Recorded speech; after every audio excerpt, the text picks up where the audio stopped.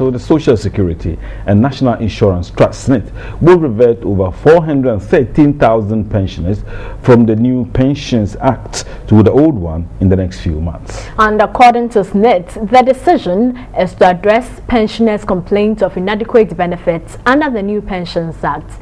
Daniel Opoku filed this report. The new Pensions Act 766 began operation in January 2010. Pensioners who were on the old Pensions Act PNDC Law 249 were rolled onto the new scheme.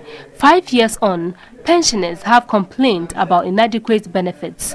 Under the new Pensions Act 766, SNNIT will no longer pay a lump sum but monthly benefits to pensions, while pensioners will add contributions from the second tier to have an enhanced benefits. But currently, issues on the second tier are before the court, while pensioners are complaining about meager benefits from SNNIT. The Social Security and National Insurance Trust SNNIT is therefore to revert 413,000 pensioners to the old scheme PNDC Law 249. 413,000 plus that I've mentioned. They are in various categories.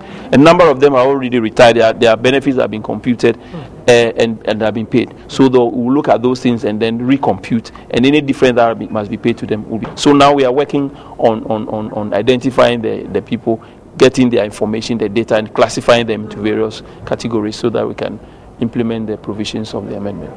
But President of NAGRAT, Christian Adaipoku, was dissatisfied about the move. Under the Act 766, the SNNIT contribution went up to 18.5. That means 1% was added.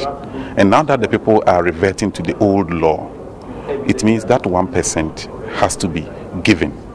And that was the question I was asking today, whether the 0.5 that the worker contributed out of that 1% will be given back to the worker.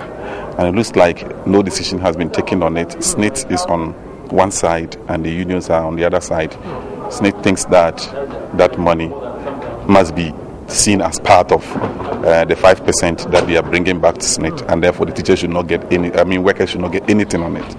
But we think that that money was an extra deduction that must be paid back to the worker. At a colloquium to explain the pension issues to the members of NAT, the MPRA spoke about plans to transfer contributions from the second tier to the various registered schemes immediately. We are working together with the organized labor and the sector ministry to find a way of resolving this matter out of court, for the mutual benefit of all parties. The MPRA also mentioned plans to seek an out-of-court settlement on a second-tier pension scheme.